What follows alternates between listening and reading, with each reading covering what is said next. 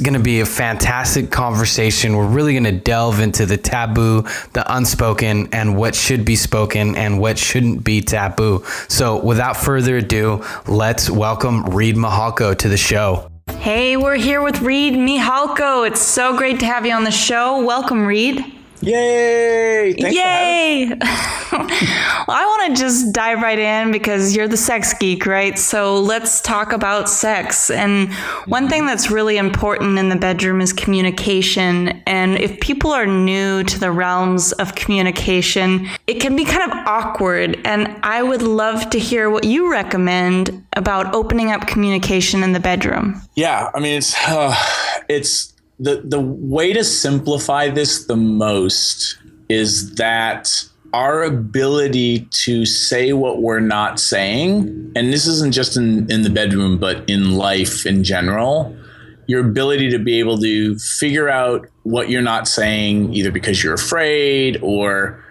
whatever's keeping you from speaking up, identifying it, being able to put it into words, like get it clear, and then being able to communicate that, especially to the people that you're in intimate relations with, that's a skill set that just transforms lives, period. Because we all grew up in a time and in cultures all over the planet where we're not supposed to be talking about stuff because we're supposed to not rock the boat or make people upset or ask for too much or be a burden, all these things that keep people from sharing. And then in a sex negative culture, that gets augmented and we end up not talking about the sex that we want or the adjustment that I wish you could make in bed because that thing that you think makes me feel great actually kind of annoys me. And over time, that ends up eroding the connection and the intimacy and starts building resentment in relationships and in sex lives. So the idea that, being able to figure out what you need to communicate and then have the courage to put it into words, that transforms sex lives too, because we're not talking about sex for the most part in our culture, unless it's like pop culture and media. And then those conversations usually aren't really high quality conversations about, sexual empowerment and intimacy.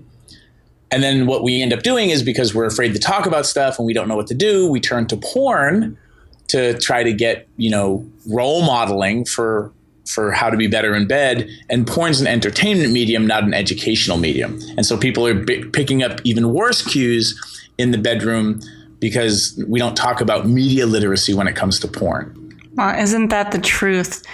Listening to you talk really reminds me of the interview that we had with Tristan Taormino and her whole conversation around sexuality and kind of the skewed perspectives we have around sex. And so, I know that early on for me, when I first began to have sex, it was a confusing experience for me because I didn't know how to talk about it. I didn't know how to say, wait, it's supposed to feel different, or, I want this and I don't want that. How can we get in touch with our desires and then be able to communicate that? What have you learned? Well, for me personally, I think there's kind of like 2 or 3 main things that are kind of going on all at the same time. One is a somatic practice. Like, can you actually slow down enough to be in your own body? And what are the things that you're doing on a daily or weekly basis to get better at being able to feel more? And that's tricky for people because, feeling more means your body or your emotional history wants to come up and be felt. And there's some stuff that, most of us have had crappy stuff happen to us in our lives. And we don't really want to feel that. We only want to feel the good stuff, which is kind of what leads to a lot of people self-medicating and using substances and certain activities to try to augment or shift their blood chemistry or their brain chemistry in a way where things are just euphoric. And it's really just an escape mechanism to try to not have to feel all the crappy stuff.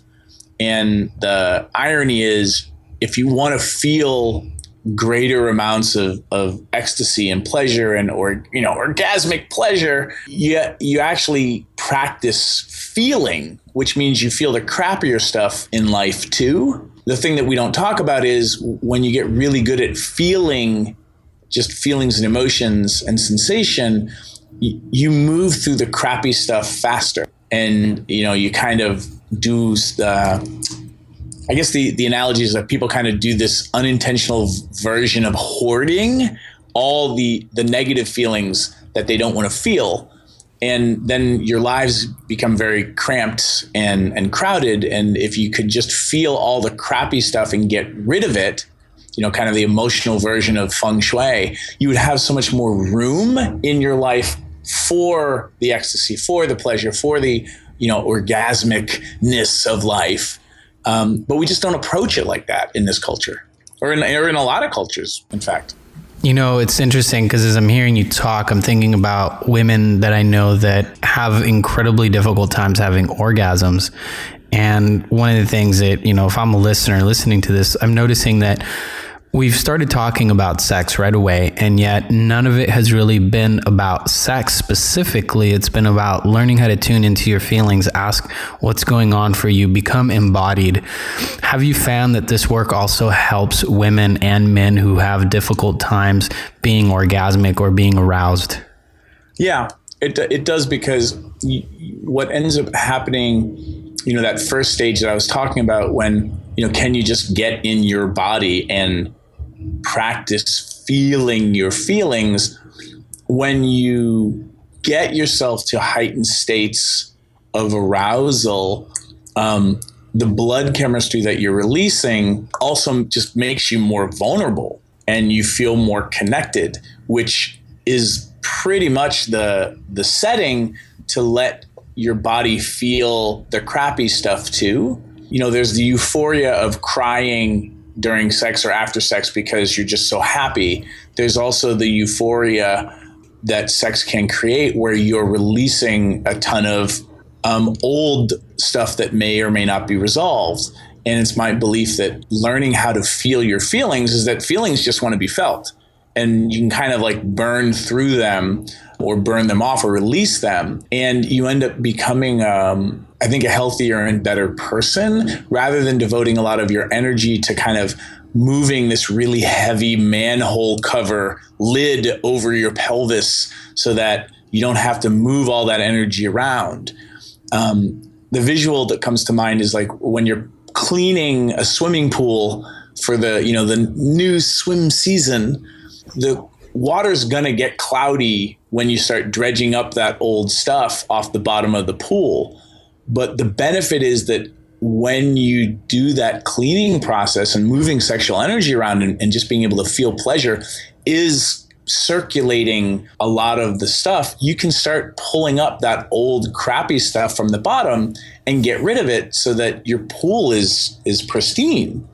And then what ends up happening is you also have the emotional capacity to deal with upset and negative things when they show up in your life, rather than stacking that stuff on top of these towering piles of unfelt emotions, which can feel really explosive for a lot of people and feel really dangerous. And then your only alternative is to just practice feeling less and less. And that sucks in bed as a practice. And I think that that's kind of where, for men and for women, we start really kind of closing off our abilities to feel anything. And then that limits arousal, limits orgasm, things like that.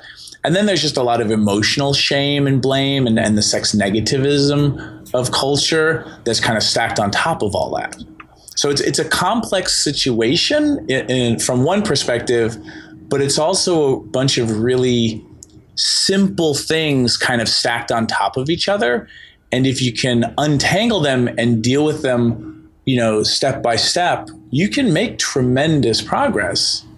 And, it's never too late to start learning how to feel more pleasure, have better sex, be a better communicator, and learn how to listen to other people's bodies in ways where then, the bedroom just becomes a playground. Oh, this is such an important piece, because there's this opportunity, intimacy, and being in the bedroom calls us and invites us to slow down, to feel our bodies, to actually experience what is happening. And the thing about engaging sexually is that oftentimes if we do slow down enough, then those feelings come up and we start to experience all new sensations. And one thing that I know you talk about is boosting confidence in the bedroom. And one thing that I see a lot of people approaching sex from this perspective of, oh, I need to be sexy and alluring and like this very kind of surface level thing where you're just trying to like get a lot of stimulation and tantalizing, but then you miss the opportunity to drop in more and feel more.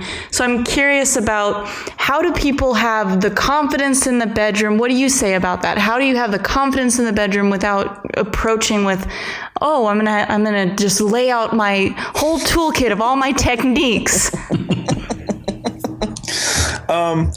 Yeah.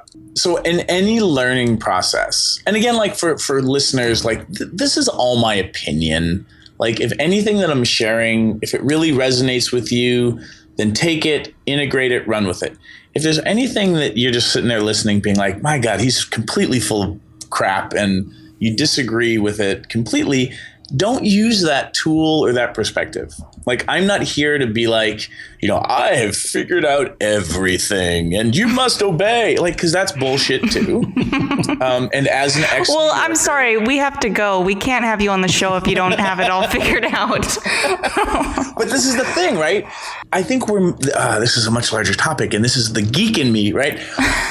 We're moving into an era of self-discovery and self-expression. So the guru model of I have all the answers, I personally think is bullshit. What I think is we need to be, those of us who are, air quotes, I'm making air quotes right now, who are experts. Really what we're here to do is ideally we find the best tools out there, show you how to use these tools, at least the beginning versions, because you may come up with other ways of using these tools, and then set everyone loose to go build the lives and the sex lives that they want. For me to give you a hammer and a screwdriver and say that you can only build a house that must look exactly like this, or you are wrong, is really just kind of copy and pasting old, forms of control and models that, like we find, for example, in organized religion. Not all of them, but a lot of them. So dogma, I have a very distasteful, kind of reaction to dogma. What I want is kind of like open source software, kind of hacking and geeking out and playing. And if I give you a soccer ball, you're not doing it wrong if you don't go play soccer. Like, go play with each other. I'm not attached to what you create for yourselves. And I think that evolution and what's evolved in relationships and in sex is, are you having the love life and the sex life that makes you happiest? Reid, I want to jump in too, because what you're saying is really special to me. And that is one of the top reasons why when I saw your work, I knew I had to reach out and we had to get you on the show, because you're really doing a lot of work that's breakthrough, and you're helping people find different avenues for expression. And at no time have I ever heard you say, this is the way, or this is a better way. I've just heard you say, this is another way. And for some people, it's a better way. And for others, there isn't. And then what I love on top of that is that you've geeked out on different modalities and said, this one works for this one works for that, and you can blend them and you can play with them. I want to let you continue. I just want to jump in there for the listener and tell you that if you come across Reid's work, that's one of the top things that you're going to get. And that's why we wanted him on the show. Thank you. And it kind of, to bring it back to like biblical proportions, because dogma had it. I think dogma had its place, and we've grown sufficiently as a species in some parts of the world where it's not about surviving in the same way that it was several hundred years ago, and we're moving into kind of thriving in a certain way.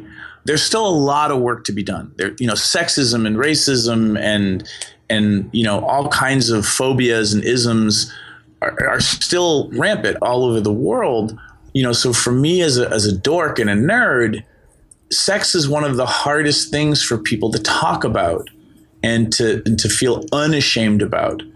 And so for me, in my life journey, kind of figuring out who I am and being able to reclaim and, my agency and empower myself around the kind of sex and relationships I want, and to truly feel like I can love myself.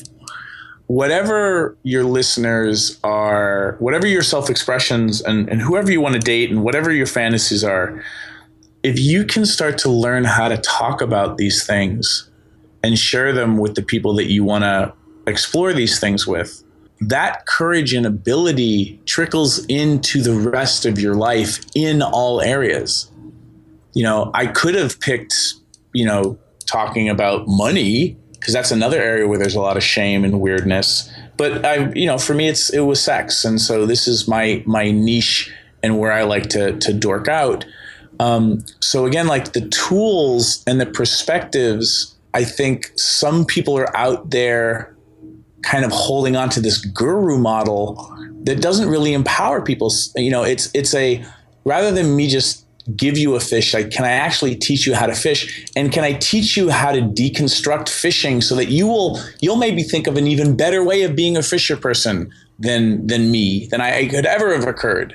And that kind of open source type thing, I want to see more of that, certainly in my industry, in the sex and relationship world. But I think that is what's gonna, evolve humanity in really heartfelt, compassionate, kind of Star Trek kind of ways where we're all just kind of kicking ass together as a race, as a species.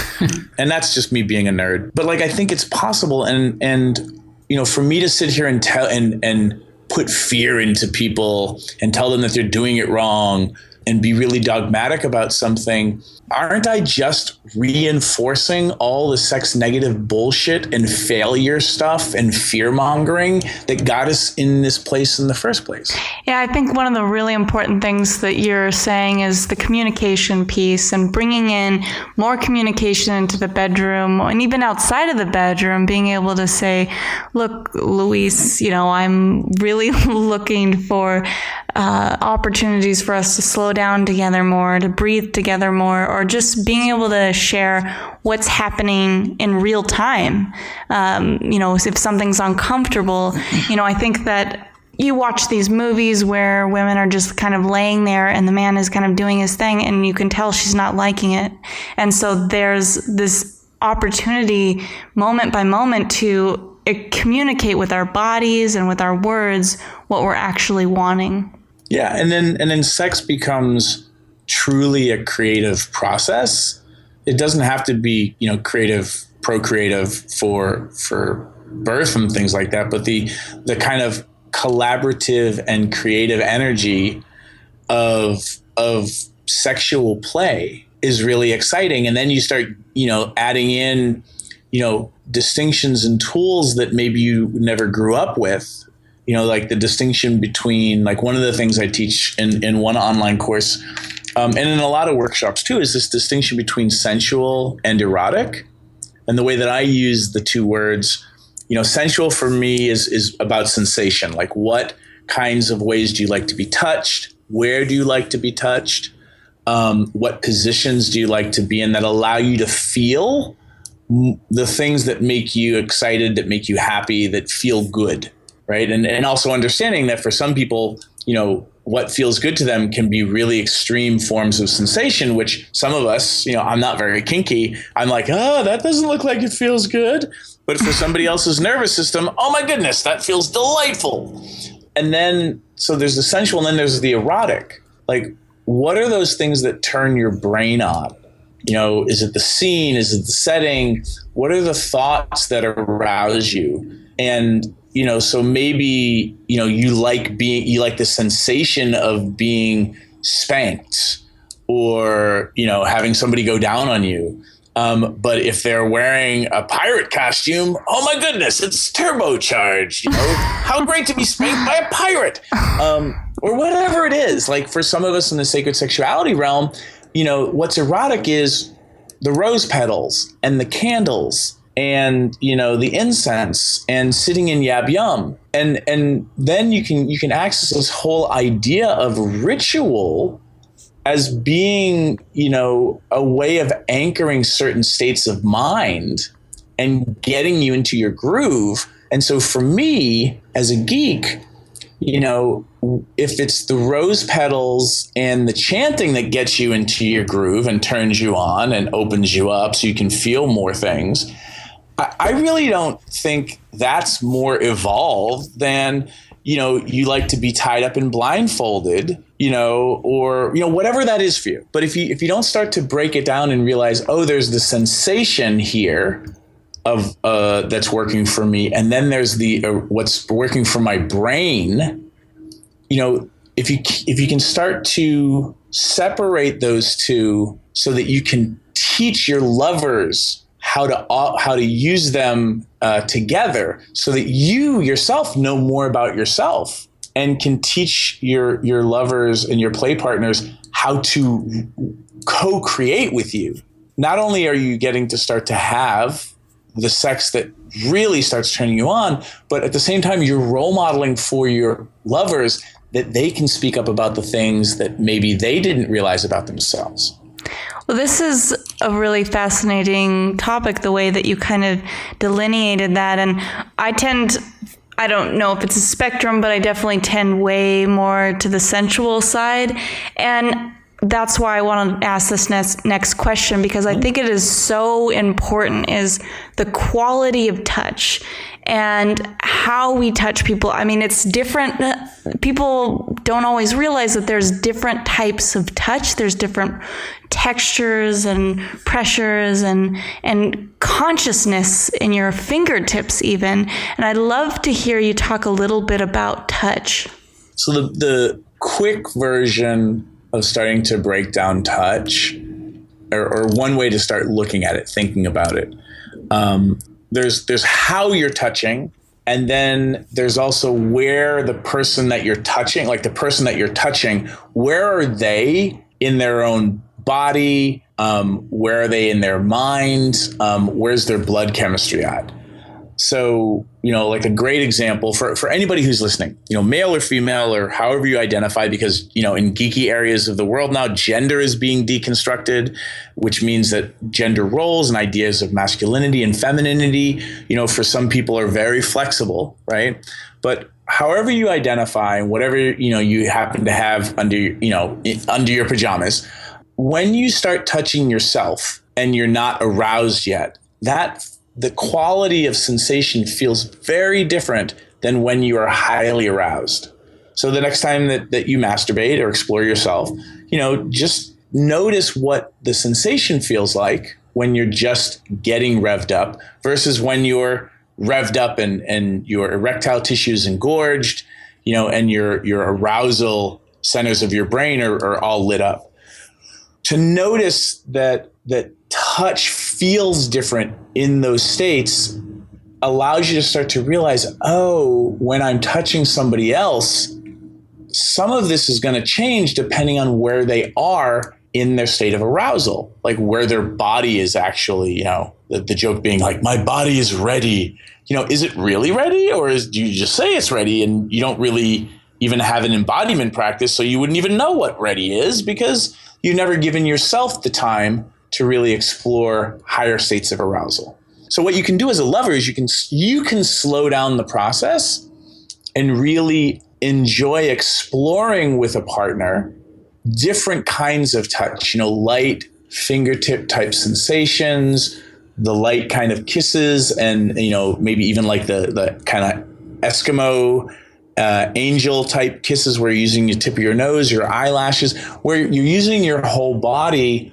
to like lightly explore people and create sensation. And then the difference between like light sensation and then more firm touch, where you're using pressure and weight, and playing with how that feels for your partner, or having them do it to you and you witnessing like what's the difference and what that feels like, and seeing and exploring like different types of touch in different areas on your body at different states of arousal, which kind of sounds complex, But once you kind of get the different things that you're focusing on, there's only like 3 things you're really focusing on: the types of touch, where in their arousal state, where they are, and then just like, how much you and they are actually in your bodies.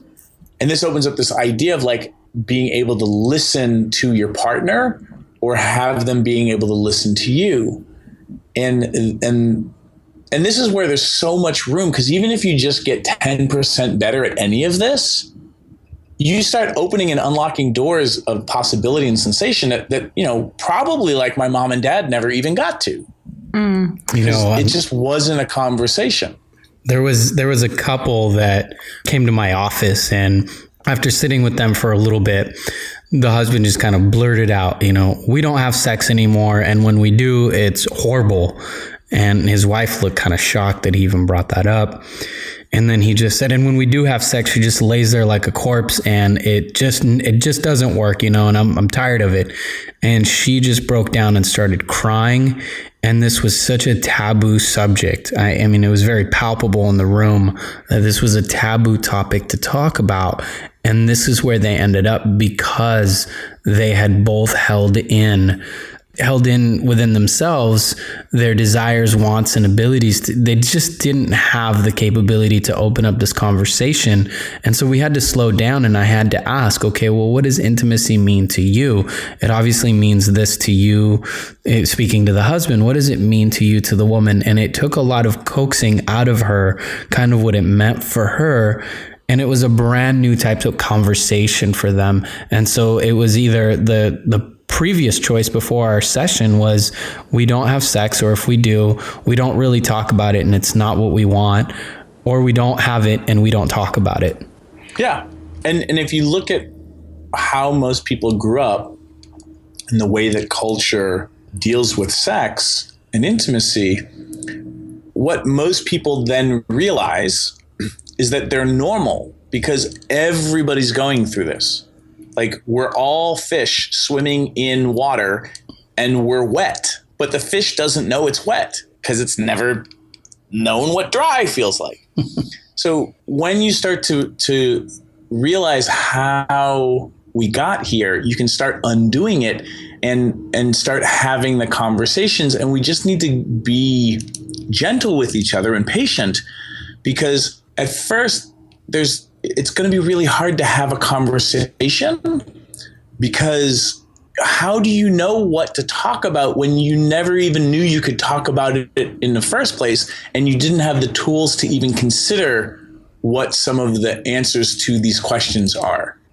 And this is where it's, it can be really useful to take workshops or courses, or hire somebody to be your coach, and, to have us basically be, like your Sherpa or your guide in starting to map out these questions or learn better questions to ask.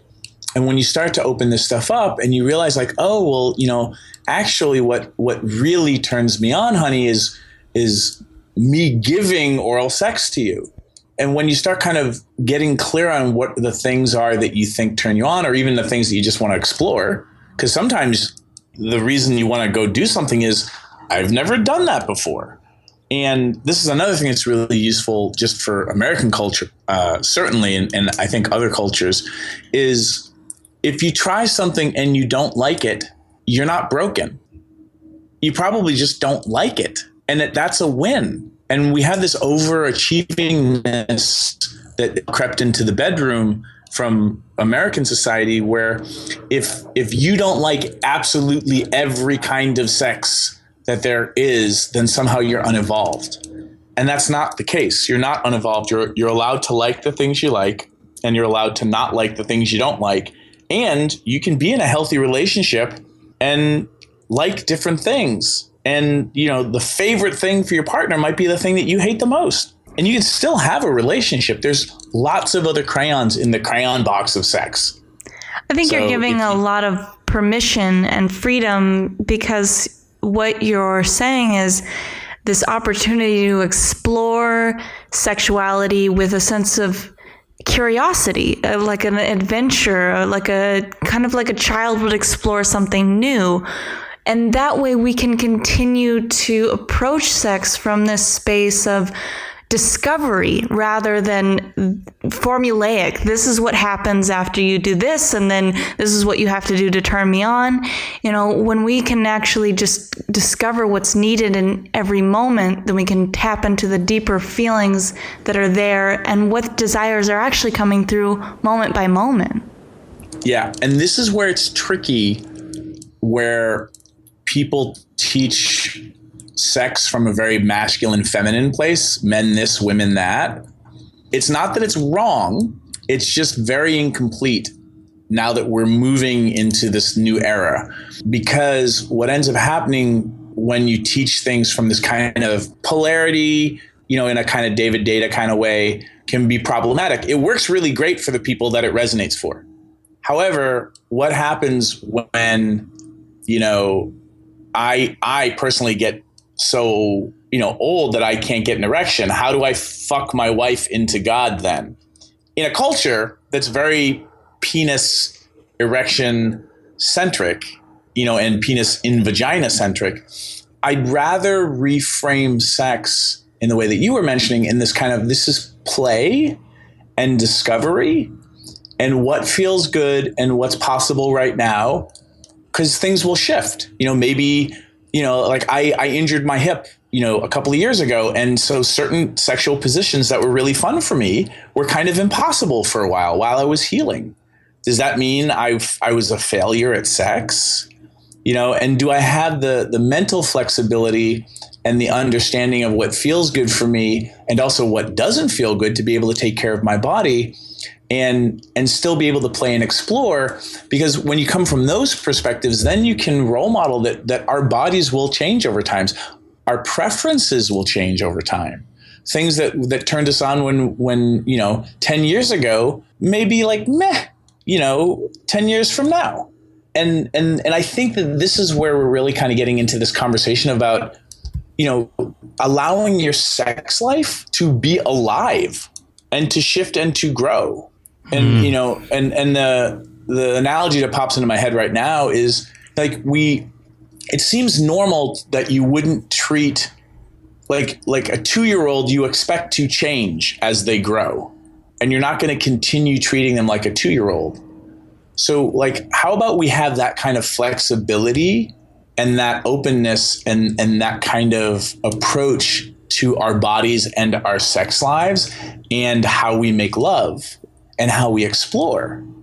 And to me, that seems a lot more inspiring. It might feel daunting, but it only feels daunting because no one showed you the tools yet.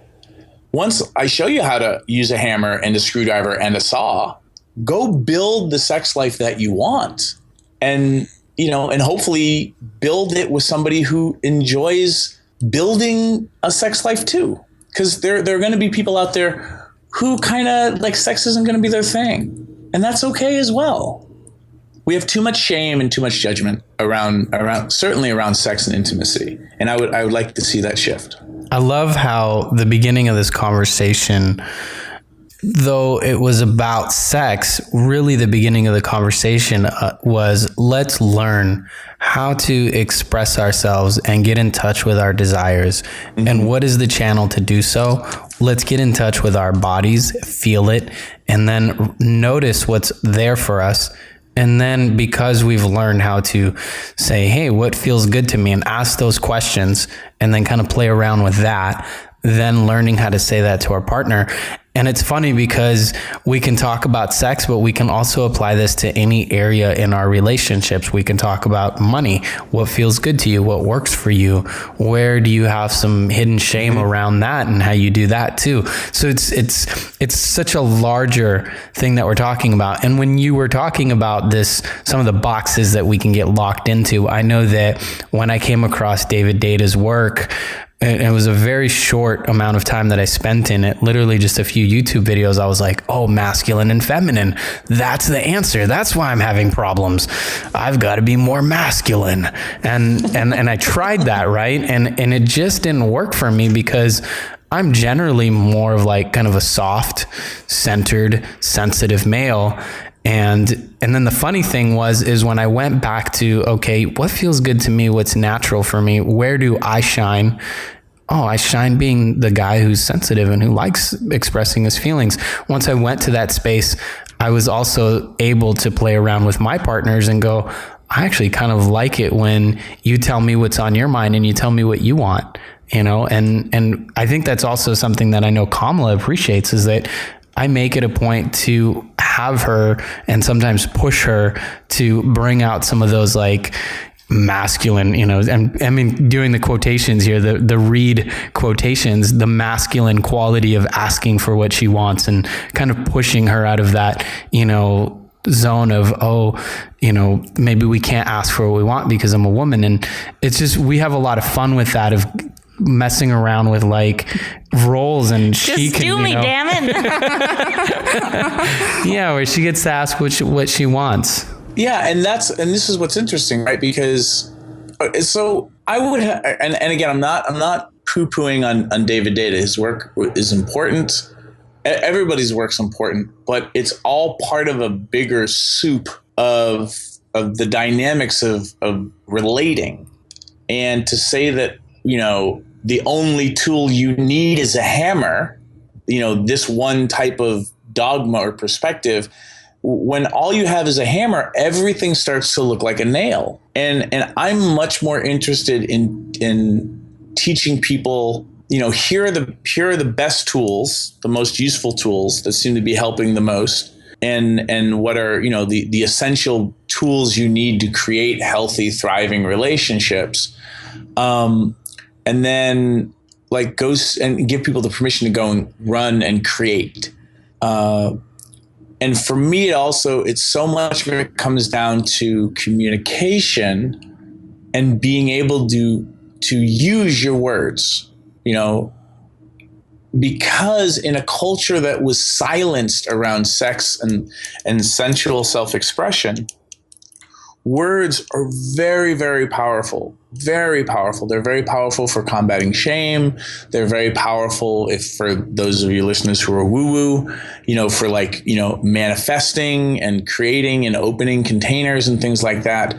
I mean, we could debate, but for the most part, as a reductive statement, silence is only really good for being a good listener. But silence never really helped anybody be more empowered when it came to their sexuality. So using your words and being able to communicate. I had the opportunity when I was in college to travel to France and study postmodernism art. And there's a famous artist named Deschamps who took a pipe and flipped it upside down, took a picture and wrote the words underneath it, "Is it a pipe?" It's an incredibly famous piece of artwork. And what that time period and Deschamps is famous for is taking things and then asking questions and saying, well, why can't that be artwork? Why can't that experience be considered an artistic experience? Why can't we play with this in a new way? So many great things happen because of that type of questioning. And here we have a dialogue that is very similar to that. We've been asking, is it a pipe? Does it have to be used in that way? Just because you've been taught this way, is it the way that works for you? And what would it be like to ask new questions? I'm curious, what is it that you want to... And then, of course, there's the obvious dick joke in the pipe. Well, maybe that's post-production. We can add something in there. What is one last thing that you'd like to leave our audience with? This is an ongoing journey. And, you're going to get better at all these things. There are resources out there, especially around skill sets, so that you can understand people's bodies, you can understand your own body, you can understand arousal, and you can feel more confident about certain kinds of sex that you might want to explore, or the ones that you already enjoy. You can always get better at things. And that confidence will lead to a higher level of competency, which then creates what we talk about in psychology as the confidence-competence loop. And then as you learn new things and kind of get over your learning curve hump, where the anxiety of tracking all this new information and am I doing it right and this and that, eventually that stuff starts to fade away. And then you're just kind of being able to riff and play with people with these new skills. So if people are interested in that stuff, they can go to readaboutsex.com, which is REID aboutsex.com. There's a bunch of different things. If they click on the store for different programs and online courses, there's lots of free videos that they can sign up for. And if